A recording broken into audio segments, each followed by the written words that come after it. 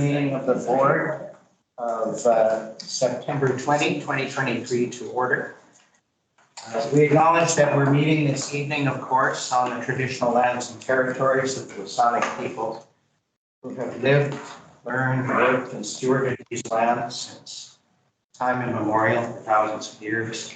We offer this acknowledgement with gratitude and with respect, and in an effort to encourage further and sincere endeavors to achieve and complete reconciliation in our communities. Welcome to the meeting. I wish to welcome members of the management team who are here at the board meeting. Superintendent Everwin, Secretary Treasurer Reed, Assistant Superintendent McKenzie, and Director of Instruction Hunter, and Director of Instruction Westhaven. I knew I was working towards the end of the but that was a little far down. Thank you, Peter. And I welcome as well representatives of our partner groups. With us in person is Principal Buckham, Aaron Buckham from Fairmont, representing the Saanich Administrators Association. Virtually, Mr. Don Peterson, the President of the Saanich Teachers Association. Virtually as well, Ms. Nola Welch, the President of QP 441. We are expecting Ms. Megan Misovic, the Chair of ProPacs, but I don't see her yet. She may be able to join us. We have regrets from Trustee Hickman, who is off on a very interesting trip. And we have joining us virtually from down east, Trustee Venn. So welcome all. Trustees, is there a motion to adopt the agenda? Trustee Elder, seconded by Trustee Van Well. Are there any proposed revisions or changes to the agenda?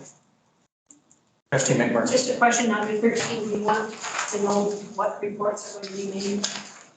I'll just announce them when we get there. I think we know that there will be a report or two, so we don't have to specifically admit to that, Trustee Miller. Any other suggested changes to the agenda? All right, then all in favor of adoption? Any opposed? The agenda is adopted as circulated. I wish to report on the in-camera meeting that was held prior to this regular meeting. And in that meeting, we discussed personnel matters and business affairs, and the board passed a motion to rise and report the auditor's report as provided to the board in camera. Moving then to adoption of minutes, and specifically the minutes of the regular meeting of June 14, 2023. Excuse me. Are there any errors or omissions with respect to the minutes of that meeting, June 14, 2023? Hearing none, I declare the minutes be adopted as circulated. There is no business arising from the minutes that I know of. There are no presentations. Are there any questions from our partner group representatives or the guests? Seeing none, we'll move on to item 6, which is the report from the chair. And first, I wish to welcome us all back. Welcome to the board, welcome to management, and to our partners and students. This has been a long, dry, hot summer, marked by the trauma of wildfires in various regions of the province. We empathize with those citizens and those students in those communities who have lost, particularly in the Okanagan and in the Shuswap areas, and we're grateful that our communities were largely spared those fires. And so for our district, I trust that each of us as we return was involved in relaxing and great things over the summer, including travel, garden, reading, swimming, cycling, boating, hiking, motorcycling, whatever. And that we spend time with family, return relaxed, rejuvenated, refreshed, and eager to resume work. It's in this context that I want to express appreciation for School Startup. This is an understated but massive undertaking preparing schools for the year. and involves a coordinated and integrated approach by all our 1,000 plus employees in the school district and by our partners, with each cog turning in its ambit for the operation of the whole. We often say that the board is a team, that we're a corporate board and we work together. But in fact, the whole district, the entire school district, is a much larger team. And so we thank our partners, the Saanich Teachers Association, the Saanich Administrators Association, QT 441 and COPAX. But I especially wish to thank Superintendent Eberwin and his management team for their leadership in achieving a fairly seamless return to school and startup. June is long gone, but this is also an opportunity to thank trustees for their board representation and their attendance at the various commencement ceremonies in June, both in our brick and mortar neighborhood secondary schools, at ILC sides, and the Indigenous graduation. It's important to show the face of the board at these celebrations, but perhaps a little selfishly, it's also an opportunity to witness, absorb, reflect, and celebrate student success, which is a demonstrable result of the work that we do. These opportunities don't come along every day, and so we want to take advantage of them. And I thank trustees for taking that on. I'm pleased to remind us of the official opening of the Parkland track tomorrow at 10:30 a.m. at Parkland School in North Saanich. This is the combination of many years of effort, fundraising, persuasion, and results in a tangible community asset to celebrate. Again, I thank senior management for their role in this, but particularly the efforts of Secretary Treasurer Reid over the years, working alongside others, including Ms. Chicano, to ensure that even in times of discouragement, the project wasn't dropped. It's come to its completion, and we're going to celebrate it well tomorrow. So I understand that trustees who are present here will all be attending with me, and of course, senior management will be represented as well. Similarly, I want to remind us of the non-instructional day the following day, Friday, September 22nd, at Mary Winspear. We've been welcomed to this district-wide session. It's going to be an Indigenous-focused time. Thank you, Ms. Hunter, for your information on that. I understand it'll be led by Dr. Negan Sinclair. I'm not sure I have his pronunciation correct.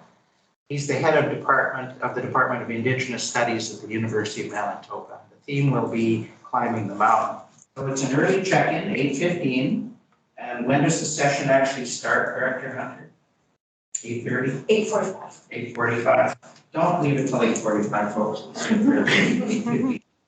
And we'll be done by about 3 p.m.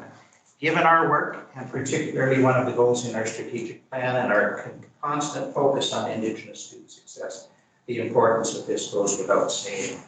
So if you're able, I encourage us all to attend. September 30 will be the third National Day of Truth and Reconciliation, and again, an opportunity to support and reflect on the significant work remaining as we actively seek reconciliation with our Indigenous peoples. But more specifically for us, it's an opportunity to consider that in the context of our relationships with local Indigenous communities and our continued efforts focusing on Indigenous student success. October 19 will be the BCSDA sponsored advocacy, a day here in Victoria. BCSDA is bringing all 60 board chairs, or in the absence of the chairs, vice chairs, as many as can come, to come meet with MLAs and focus on advocacy for our district's students and needs. There'll be an orientation for chairs early in October. This is particularly important for school districts such as ours, where provincial relief from unfunded inflationary costs is imperative as we move into the 2024-25 preliminary budget development process in a few months. I want to touch on the transportation review, which is coming before trustees tonight on the agenda. This is driven by a desire to update, review, consider any necessary changes to the student bus transportation system. The consultation plan was approved by the board in April 2023. It's a major and complex work, and I anticipate that tonight, if adopted, we'll be moving to further community discussion and consultation via zonal workshops in the next short while this fall. And finally, September is also a helpful opportunity for us to consider and reinforce the essence of our work, why we're here, and what are we trying to achieve. There are many pieces that we work with and address on a continual basis, broadly speaking: personnel and human resources, facilities, funding, policy, fostering relationships. But this is all in the context of our overarching priorities as articulated in our strategic plan. So while it's multifaceted and while it's complex, the concept is straightforward and clear. We're responsible to ensure that we're monitoring and affecting improved student learning. And so I would encourage us, as we undertake our work this school year, to always consider how every discussion, every task, every interaction, every motion, every decision, every thought relating to our work supports that as we discharge our mandate. Thank you. And that completes the report from the chair, and I will turn to the superintendent's report. Thank you very much, Mr. Chair. I have a report that also reflects a little bit on the end of last year and our start of this year. There are several topics that I wanted to brief the board and others with tonight. I want to talk a little bit about Pride, some preliminary enrollment numbers that we're starting to see crystallize around the district, what September staffing startup looks like, give everybody a brief overview of some of the facilities updates that we're seeing in our schools this year, and a brief reminder about the new reporting order that's out there that I know Director Hunter has spent several times talking about in the past, but it's in effect now in September. So just to give a brief overview of what that looks like for parents and for students coming this fall. So here in Saanich, we take enormous pride in embracing and celebrating the diversity within our community. This is a picture from this past July at the annual Pride Parade in downtown Victoria, and you can see there's outstanding representation from our district. We have students, teachers, administrators. We have a senior administrator in the front with the hat on, and we have various other people joining in the celebration that was. But it wasn't just downtown. In June, our schools celebrated Pride with flair. All schools, the flag in the middle was downstairs in our learning services department. But all of our schools participated in some fashion, in some way. You can see Royal Oak Middle School at the bottom there, celebrating out front, along with the Saanich Police Service. And in the top, we see two more Pride Parade photos as well. It is an opportunity for us to recognize, acknowledge, and celebrate the diversity within our schools. And we're very proud to do so. Some preliminary enrollment numbers from this fall. I know there's always curiosity after we make our preliminary projections in the previous spring. Where are we in the fall? We are only partway through the month and we're still counting bodies. It becomes particularly challenging at the secondary level because that funding is provided on a per course basis and students are still adding and deleting courses from their selection.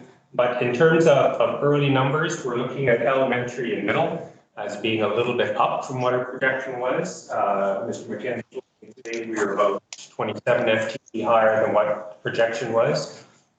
We try to be as proactive as possible, and in the springtime, separate divisions were added at Brentwood, Deep Cove, and Bayside so that they could plan over the summer for that. At secondary, as I said, it's more difficult to estimate at this time, but we are trending towards what forecast was. Mr. McKenzie has been working with the brick and mortar secondary schools to provide small increments of staffing, specifically to address timetable complexities where students couldn't get certain courses and those types of things to try and alleviate some of the pinch points. We will have final secondary course counts at the end of September, which means that overall enrollment will be confirmed by the middle of October. So by the October board meeting, we should have some firm numbers as to what our enrollment was. But all in all, a fairly good news story for us here. Similar to September staffing, I can't speak high enough about our Human Resource Department and the work they have done and the processes that they have put in place for hiring and recruiting. In terms of teachers, we have hired 62 new teachers this year with a whole wide range of qualifications, including counselors, Indigenous education staff, inclusion support teachers, English language learner teachers, French immersion, core French teachers, applied skills, fine arts, PE, sciences, as well as generalists at the elementary level. They've done an outstanding job at recruitment, and they have moved to a system rather than bulk hiring, but to do interviewing and hiring over a longer period of time, so that as people move into contracts or people retire, that there is a relatively equal balance of opportunities for our teachers, both within the TTOC list, but also for contract opportunities as well. In terms of support staff, 43 support staff have been hired for this year, including clerical, EAs, bus drivers, custodians, library technicians, and various trades within the facilities department. So we are fortunate that here in Saanich, that we have a fairly robust TTOC list. We're sitting at approximately 250, 260 TTOCs, so we're continuing to review applications on a regular basis. We continue to recruit for teachers and support staff in all areas. And we are fortunate to be where we are located geographically, having access to 2 Vancouver Island universities for teacher candidates, as well as Mosin College and other training institutes for trades, technical, and support staff recruitment as well. So we are in relatively good shape heading into this new school year. Some capital projects to share with you. I know these were shared at FF&T, but I thought it would be worthwhile for other people who may not have been there to see some of this news. Deep Cove Heating Plant, a total cost of $2.1 million. Phase 2 was completed this past summer, which will reduce the greenhouse gas emissions from the school by approximately 9%. So these are installed heat pumps in the school, and this is applied through the annual facilities grant and other grants that we can apply for. It is a costly endeavor at $2.1 million. We wouldn't be able to do that on our own without provincial funding, but it is exciting that we're able to tackle some of these projects that can reduce our carbon footprint. Some other capital projects, the Sashishats Child Care Center of $3.6 million is nearing completion. We're primarily waiting for the hydro to do their work. We expect that to be up and running in the next short while, with Beacon Community Services operating the child care facility of 84 spaces. Parkland Secondary, as indicated earlier by the board chair, has a brand new track. You can see a couple of pictures up there. We'll all see it firsthand tomorrow morning. And an ongoing roof replacement at Parkland. It is an enormous roof that takes several years to replace, and there's another section replaced last summer. A new basketball court, funded through PAC, but I wanted to show it because it is really a beautiful new basketball court outside of Deep Cove, out on their playground. It is beautiful, new backboards, new posts, and a new paint on the asphalt. It is definitely a mega attraction for the community up there. That's exciting when those types of projects can come to fruition. And then finally, I wanted to talk a little bit about the K-12 student reporting policy that's now in effect as of September. From the Ministry of Education and Childcare, meaningful and flexible communication of student learning across these K-12 system ensures parents and guardians and students are informed about student learning. There are several key components to it that I'll briefly go over. Use of a proficiency scale in grades K to 9, focus on core competency self-reflections from students for all grades, K through 12. Requirement for very descriptive feedback for all grades, K to 12. An addition of a graduation status update on report cards for students in grades 10, 11, and 12. So specifically then, if we take a look at these four just briefly, for the proficiency scale, this is used to communicate a student's progress in relation to the various learning outcomes. And it's a scale that includes the terms emerging, developing, proficient, and extending. And again, that would be in effect for students in grades K through 9, effective this year. Student self-reflection refers to a student's own words about how they are progressing on their core competencies within their curriculum. Again, a requirement for grades K through 12 this year. Descriptive feedback means that there will be concise written comments about a student that describes their learning in relation to the applicable assessment, and it will focus both on the student's strengths and supports for further development. And the graduation status is new for the secondary report cards in grades 10, 11, and 12, and there will be a snapshot of a student's graduation status at the end of the year so that both students and parents have an easy access point to track their students' graduation progress. So those are exciting changes brought through the Ministry of Education and Childcare and extensively supported by Director Hunter over the past year and a bit, working with schools and the community at large. And that completes my report for this evening. Thank you, Superintendent. Are there any comments or questions for Superintendent Everett on his report? Thank you very much. Thank you. Fine. We would move to school successes, except we don't have a list this month. That's not to say our schools aren't successful. It's just in September. We'll see success in October. Moving to committee reports. First, the Education Directions Committee with Chair Silzer, please. We were very pleased to hear from two speech pathologists who were key in applying for a federal government grant, successfully received. And that is an Indigenous focused speech language pathologist grant. And this means that for our Indigenous students, we will have funding for 4.3 new FTEs with over 3 years. And so we heard from Abby Brooks and Caitlin Marley, and also from Principal Austin about and Director Hunter as to the process of applying for this federal money through Jordan's Principal Fund.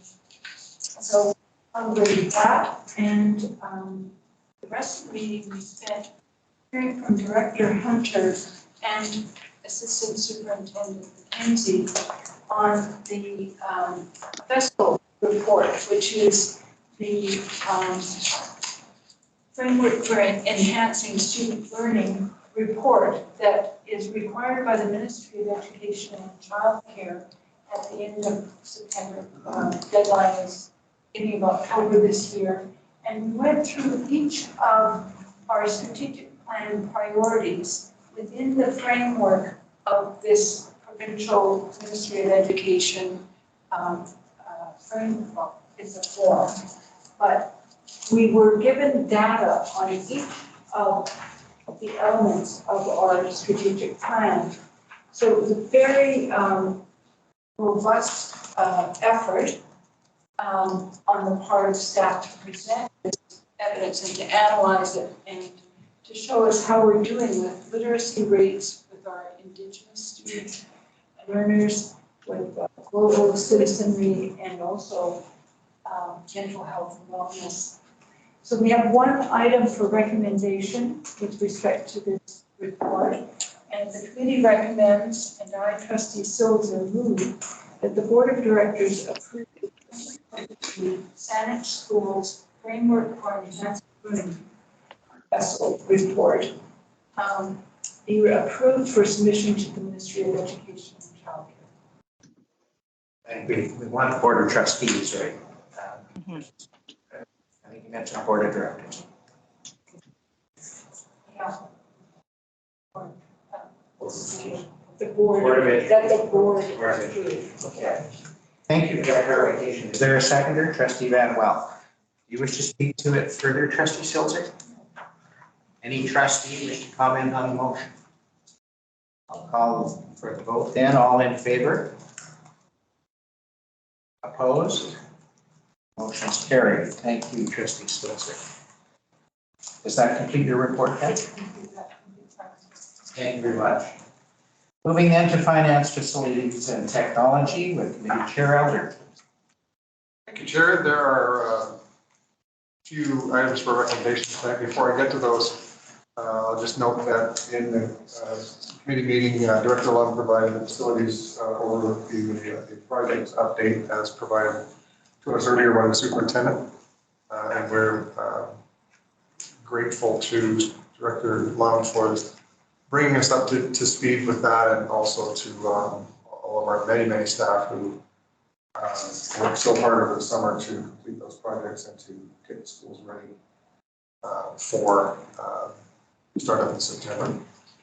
There may be, we might anticipate a motion emerging perhaps after my other recommendations in relation to expressing appreciation to the team that did that good work. We also had two items for information that were actually discussed as well. One was a verbal report from IT Director Henschel in updating the committee and through the committee, the board, on the implementation of the new phone system, which is, that implementation is coming along at a rapid pace, moving toward completion. And it of course came from the board's allocation, which emerged from a risk management report, board's allocation of $500,000 for this project out of ongoing operating surplus as a one-time expenditure, and a worthwhile one at that.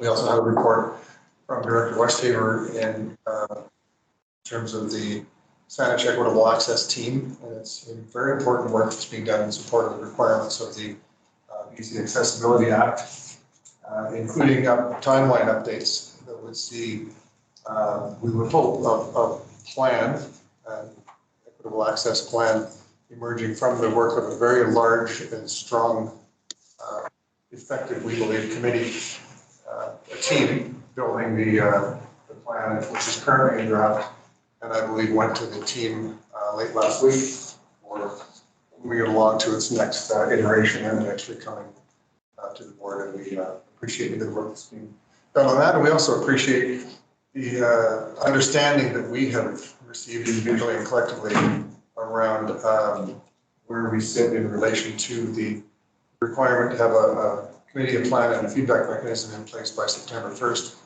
and how there has been some flexibility supported in government around moving that later into the fall beyond that September 1st date, in the interest of doing it right and recognizing that summer will have difficult time to bring plans to completion. Now, those are not items for recommendation, but it may be that there is a question, or there might be a question or two in regard to those three items. Are there any questions or comments at this point for trustee Elder? Not seeing any, trustee Elder, thank you.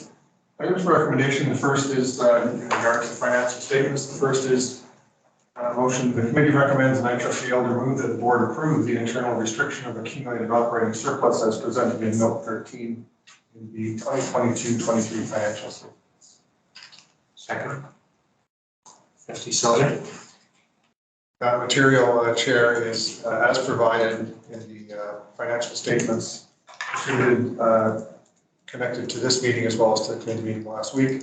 And note 13, well down into the report, the analysis report, speaks to the allocation of operating surplus in restricted areas of school and district projects, as well as the allocation of 1.384 million, I believe it was, in support of balancing or providing an operating budget for this school year.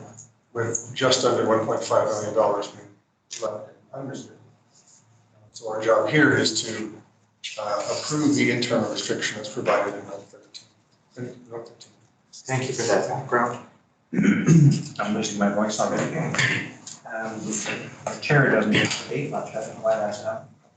Are there any other questions or discussion or debate on the motion, trustees? All in favor? Opposed? Carried. Next, the committee recommends, and I, trustee Elder, move that the board approve transfer of $116,820 from accumulated operating surplus to local capital as presented in Schedule 1 in the 2022 financial statements. Second. Trustee Silver?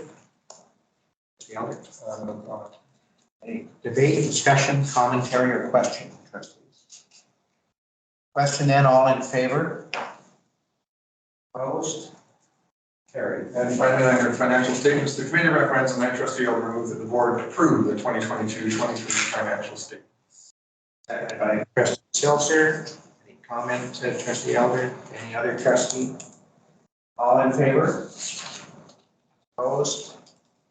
Carried.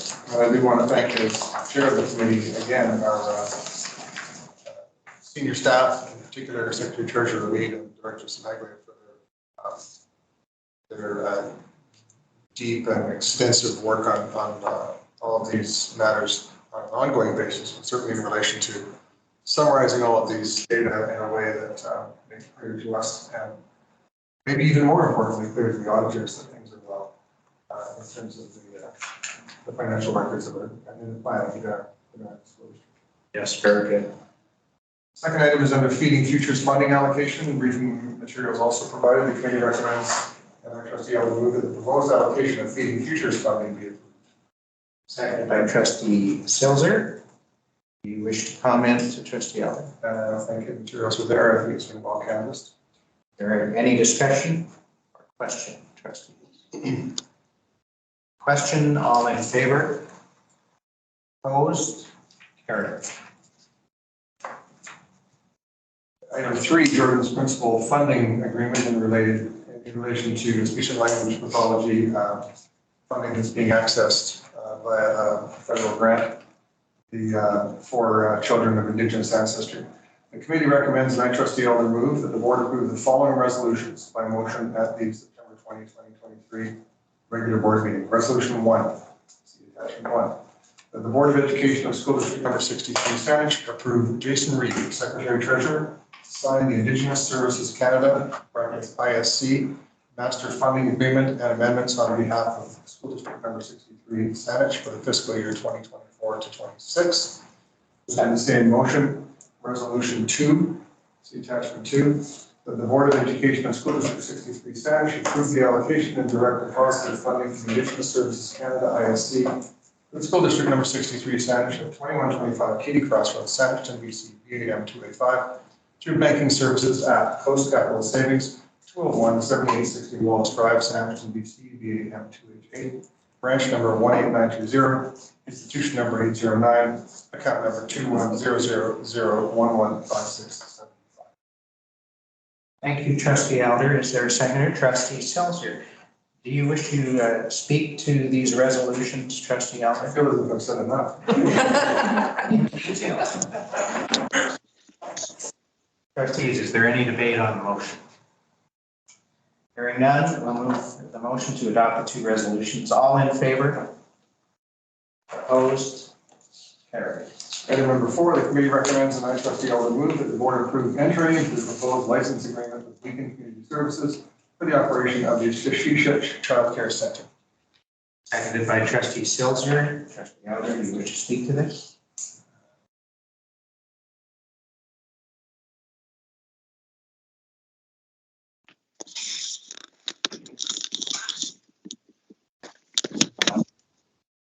Are there any questions or comment or debate by trustees on the motion?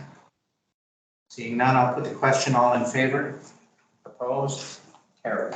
And before I conclude my report, I believe there is a motion coming from somewhere in regards to appreciation for our summer work. I think it might be trustee. If not, I'm happy to do it. you would move, I appreciate it. I think you might have written one down. That the board express its appreciation to the crews who have successfully completed so many very school district facilities projects over the past year. Is there a seconder? I'll second it. Second by trustee Elder. Do you wish to speak to it, trustee? Just briefly, I mean, it's not, this is work that goes on all through the year. For example, in the summary that the committee was presented with, just to give you one stat, over the year 22-23, 4,297 work orders were submitted, 3,950 work orders were completed for a completion rate of 92%.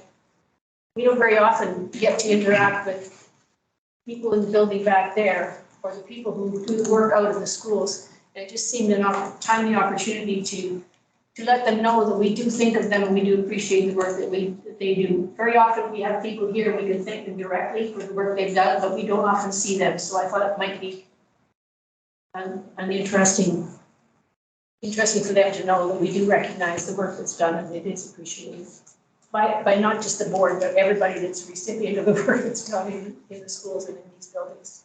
Of course. Trustees, is there any discussion or debate on the motion? I would note, trustee McMurphy and colleagues, that those are significant numbers. For instance, work orders. That's only part of that it. you referenced, but that's only part of it. Things like regular maintenance, cutting the grass on a cyclical basis, on a scheduled basis. Capital projects. Capital projects are included in the work orders. So the superintendent spoke to some of this in his report, but the motion is reinforcing our appreciation. So trustees, if there's no further debate or discussion about that, I'll call for the vote. All in favor? Any opposed? And that motion is carried. Thank you. Are there any other appreciation motions contemplated? Thank you. That concludes my report, Mr. Chair. Thank you, trustee Elder. Moving then to the Policy Development Committee with Committee Chair Van Wall. Thank you, Chair. So we had 2 items for recommendation. We'll start with Policy 9, Board Operations. So I'm giving a notice of motion. I, trustee Van Wall, provide notice that at the public meeting of the Board of Education on November 29th, 2023, will move or cause to be moved the following motion: that revisions to Policy 9, Board Operations, be approved. Thank you. All right. We'll deal with that in November. We will. So we have, and then we had the transportation review, on which we discussed proposed policy amendments for the community consultation and agreed to recommend for the board's approval the amendments presented as the attached policy committee proposed amendments to policy 21, the bus and van transportation. As the board approved the consultation plan in April 2023, that included proposed policy amendments. The attachment highlights revisions to the amendments previously presented in the consultation plan. So the motion, the committee recommends, and I, trustee Van will move, that the proposed amendments to policy 21, bus and van transportation, be approved for the community consultation. Second. Trustee Elder. To speak to it further, trustee Van Wall? I don't think so. I think we about it in committee, so. Yes, we have. Trustee Elder, please. I just want to state what might be the obvious and maybe something so I can hear it aloud from myself so that it's clear to me that unless there's any question in people's minds, this is not approving a draft policy. That would come by way of notice of motion eventually. This is approving a wording of a potential draft policy so that that wording can be shared with people in consultation sessions in order to inform an eventual draft policy, which we would hope would come to the board early in the next calendar year. Is that correct? So it's like a draft of a draft. Thank you. That's helpful, trustee Elder. Is there any other comment or debate on the motion? All in favor? Opposed? Carried. And that's my report, Chair. Thank you, trustee Manuel. Item 13 is reports from trustee representatives. I take it from your earlier comment, trustee McMurphy, that you may have one. Oh, sorry, yes. Yes, report from the COPAX meeting. Yes, I expect. Yes. I'll lead off and trustee Elder will fill in the blanks. Trustee Elder and I attended on behalf of the board the COPAX meeting last week on the 14th. We presented on a number of issues, as did the secretary treasurer and the superintendent and the director of instruction, Carly Hunter. They were talking about the transportation program and the food program and the vessel report. So that got most of the conversation, but one of the things that we mentioned was also the appreciation for COPAX providing us with the support they give through their feedback and their attendance at meetings and whatnot. We did offer the alternative to COPAX that instead of having the same person attend all the hours of all the committee meetings, that if they wanted to have 3 different people, that was okay too, and they could also join virtually, because we emphasized to them how important it was to have their feedback and to have them participate in our discussions, which is so valuable for us to make good decisions. And we also talked a little bit about the Parkland track and the success and the invitation to attend that opening. And we talked about a little bit about the advocacy of working together to make our school district better. And do you want to add anything else? Yeah, thank you. Through you, Chair, we talked about the importance of the board's role supported by our community in advocacy for public education. It was a particular note in terms of advocating to government for an increased understanding and perhaps eventually some remedy for the challenges that come to us financially. For example, through the lack of sufficient funding to address inflationary pressures. And it was good to feel that the parents understand that and will continue to work with us, as to our other education partners and our admin staff and our community. And we mentioned that board chairs will be meeting with MLAs in October to that end. And we appreciated the tone of the evening and the strong work by our senior staff that night. Thank you. Are there any questions for trustees McMurphy or Elder on the COPAX report? Are there any other trustee representative reports? Trustee Elder? This is a preview, but just to know that I'll be at the Memorial Park Society meeting on Tuesday, and there we will express the board's appreciation for the work of Memorial Park Society and the other partners present from Sydney and North Saanich and other organizations in support of the Parkland track. So I'll represent us there and it'd be in a position to say, rather than how can we work together to make this happen, say I hope you were at the grand unveiling and have already been around the track a few times yourself. So hopefully it's a chance to celebrate a little bit. Thank you. Are you bringing your runners tomorrow? There might be a liability issue if I bring runners. I don't think so. Thank you. Thank you both. Anything else, trustees, on this item? Let's move to correspondence. There are 5 pieces of correspondence there. First of all, I mean, we could deal with them one at a time, but I'm going to ask if there's any comment or any issue, any discussion with respect to any of them. If trustees have had an opportunity to review.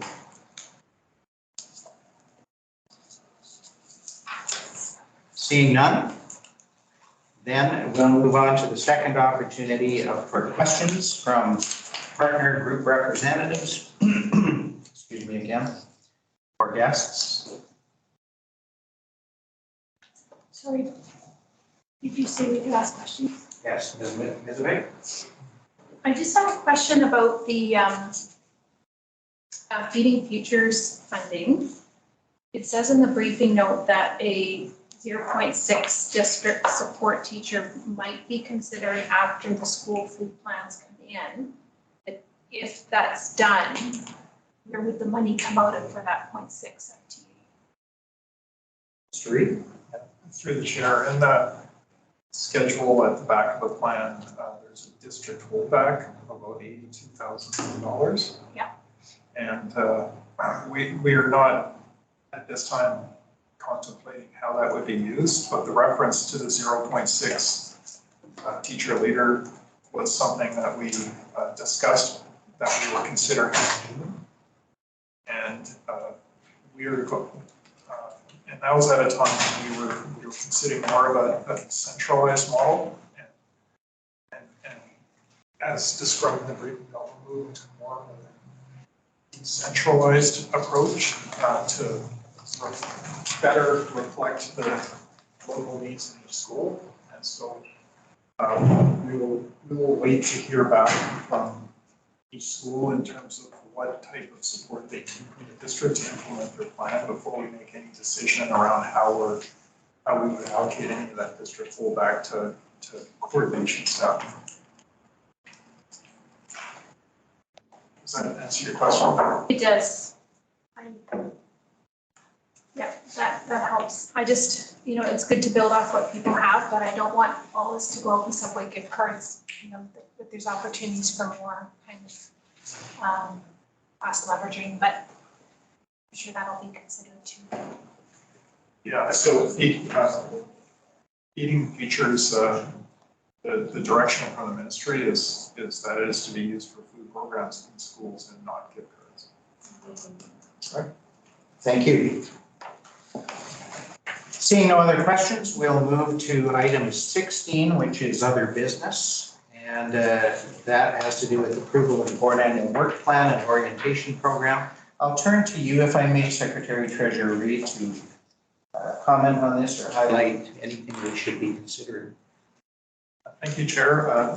The board annual work plan is on the agenda this evening because it is in the board annual work plan for approval by the board. So this is an item for the board to approve by motion this evening. There are only a few changes that have been reflected in the plan. Some of the changes relate to adjustments to BCPC's SCA items that are driven entirely by the scheduling of the AGMs and the symposiums. So it's just some scheduling changes. One item that I would draw your attention to is the approval of the advocacy plan. And last year, the board developed the advocacy plan for the first time. So what had been reflected in last year's work plan was that the board commenced this work in January, which the board did. And then the board approved its first advocacy plan at the May 2023 meeting. So what I've reflected in this draft plan is that the annual review of the advocacy plan would happen at the June 2020. But that's something that the board could discuss if they wish. So if I understand it correctly, Mr. Reid, we should have a motion to approve the work plan. That's correct. Well, let's start with that. Trustees, is there anyone who wishes to place that motion on the floor? Trustee Elder, approval of the annual work plan, seconded by Trustee Van Well. Trustee Elder, do you wish to speak to it before we open the floor? No, thank you. Is there any discussion, debate, comments, or questions? Trustee McMurphy. And just one question relating to the approval of the advocacy plan in June. In many ways, that's excellent timing because we get all organized for the year to come. But I'm just wondering about the year in which there's an election. Does that present any kind of a dilemma that the board in June approves what the new board is elected in the fall is going to do? I mean, I guess the new board could review it and change it if they want. So, but that's. Mr. Reid? In an election year, the board could also alter the work plan to reflect that. Is there any other question or comment? I'll put the question then on the motion to approve the board annual work plan and orientation program. All in favor? Opposed? Carried. Thank you. Item 17 lists 4 administrative procedures for information. we do not need approval of these, but I'll turn first to Mr. Reid because I think 3 of these are in your ambit, and then to the superintendent for AP 451. Thank you, Chair. I'll briefly comment on AP 170 and AP 515 and AP 516. Administrative Procedure 170 is an entirely new administrative procedure, and this is something that we felt was important to have in place as the district began its work the district and schools began the work to implement programs. And so we looked at administrative procedures in other school districts, and I also consulted with Island Health on some language around nutritional guidelines and also compliance and food safety. Are there any questions for Mr. Reid on AP 170? Okay, AP 515, there's one change in this AP that shows in a few places. And when these APs were loaded in the drive initially, the track changes weren't showing when they were printed to PDF. So I'll just go through what the changes were. They're in 2 places. It refers to the dollar limit over which we will do competitive quotes. And for a very long time, it's been $10,000, like probably for decades. And what we've done is we've changed that number to $20,000 because it just makes sense given the inflation of the last number of decades. And what we were finding is that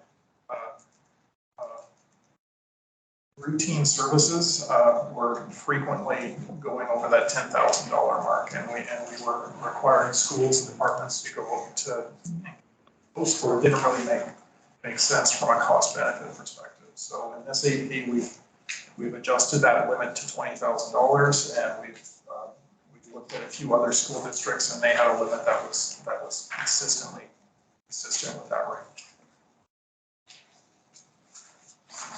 So any questions on 515? And then purchasing cars. There are a number of small changes in 1.7, which is reconciliation and payment and record retention, that relate entirely with us moving from a paper-based system to an online system. Our purchase cards and all of the support is now digital, and so that changed the process, and which necessitated us amending this administrative procedure to match up with what the goes.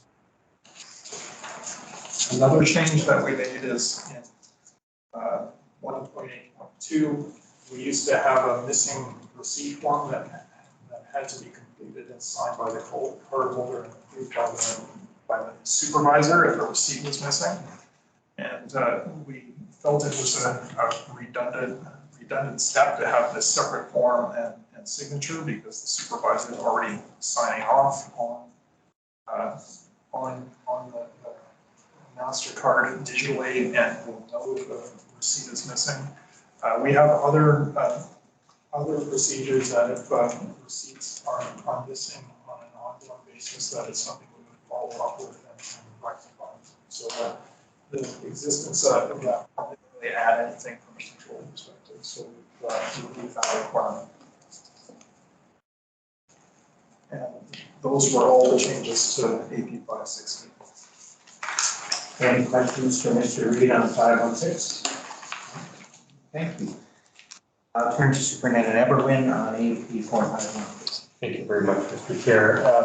The board was called last springtime, last June. Actually, I provided a report of Director around PIDA, the Public Interest Disclosure Act, and the requirements for public bodies like K-12 school systems to provide updated language around complaints received about employees, including management.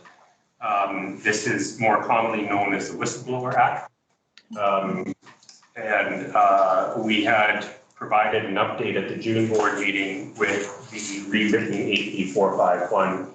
Subsequent to that, we received notice over the summertime from the Employers Association that the Office of the Ombudsperson had requested a change for all public school districts that any complaints received through PETA against the superintendent would be forwarded directly to the Ombudsperson and not to the board chair. And so that is the one change that you will see indicated in this AP. And it will be in effect as soon as it is posted. Are there any questions for Superintendent Everwin on Trustee Silza? That answers all my questions in a way, but, so that's the same procedure for every school district. Yes, they have to follow the same guidelines from PETA. They might have slightly different administrative procedures. We incorporated it into an existing one around complaints. And we expanded that to include management team as well as the superintendent as part of that. It's not, is it incorporating the whistleblower procedures within ours? Correct. So it incorporates the necessity of the new act, the PETA Act, into our Administrative Procedure 451. And it outlines the process for making a complaint and the process that will be followed with that. It also outlines protections about retribution, et cetera. And just a comment that it would seem to be a good streamlining. It's an improvement over the previous one, I would say. We've incorporated it into a single place so people don't have to go looking in different places. It's a procedure and it outlines for the various, so yes, I would say it's a nice streamlined process. It's one place where people can go for information. And perhaps money saving too, because would we be paying for the ombudsman service? Typically not. And it's important to note that PETA applies only to present and former employees and trustees. Any complaints from the general community, including parents, will go through a non-PETA process, and we have that process in place for complaints from the public. Thank you. Trustee Murphy. Just a question, on number 7, initiating a complaint, it says, the superintendent is on a complaint, the matter referred to the office of the ombudsperson, et cetera. But what I'm wondering about is there any obligation anywhere there for the board to be informed of such a complaint? Yeah, persons filing a complaint can do so through the designated officer, through the superintendent, or they can apply directly to the ombudsperson if it's about the superintendent. So it would be up to the ombudsperson at that point in time to inform the board if they felt that was appropriate. There is no obligation to inform the board through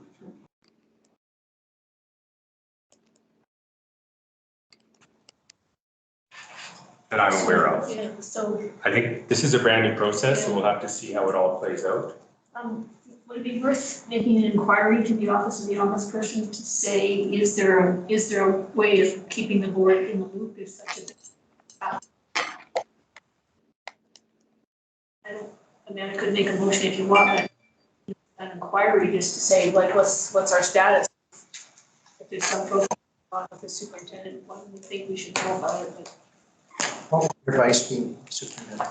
We can certainly follow up. If the board's comfortable, I can follow up with the ombudsperson or could have the secretary treasurer do it, but it's just a simple question with an answer, so I can look that up. Thank you. Thank you. Trustee Elder, and then I'll come back to you, Trustee Silza. I'm looking at the same clause, and I appreciate you saying it could be about current or previous employees. Oh. So, Yeah. when I think if someone in 7.3 has a complaint about the current or a previous superintendent, it says the matter will be referred to the office of the ombudsperson, but if I'm reading that as a potential complainant, I'm not sure if I would be clear on what that means. It would make me believe that the matter will be reported in accordance with this procedure under 7.1 and referred by the recipient the ombudsperson, where that's what I would read in this. And I think the intention being told to by PETA report directly to the ombudsperson. Am I correct, or would it be received in this office and referred by this office?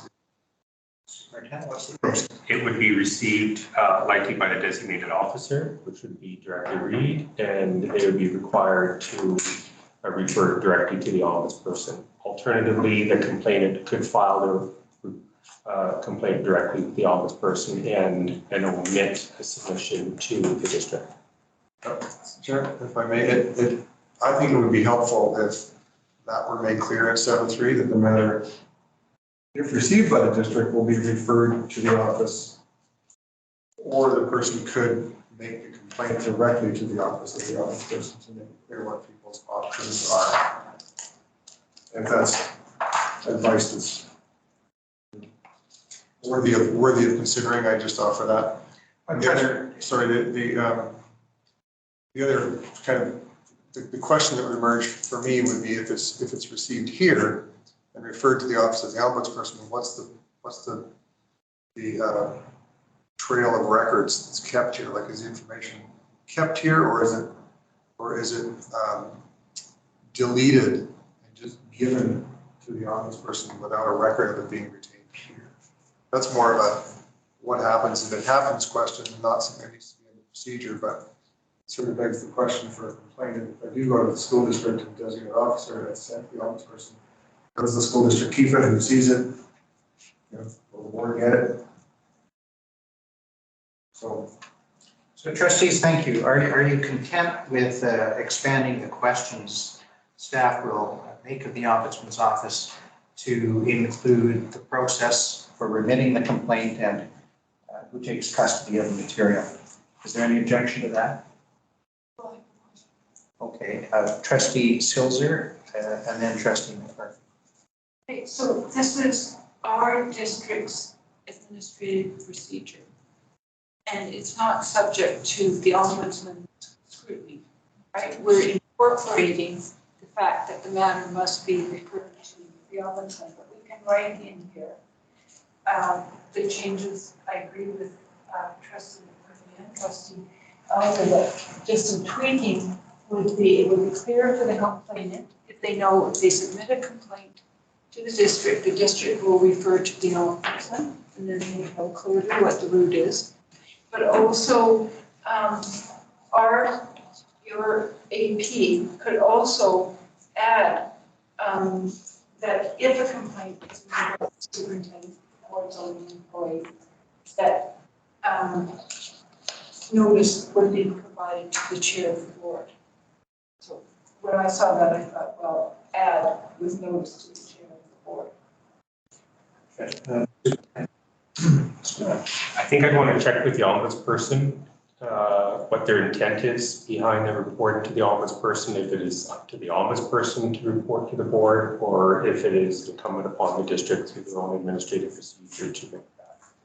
So something I could ask the ombuds office.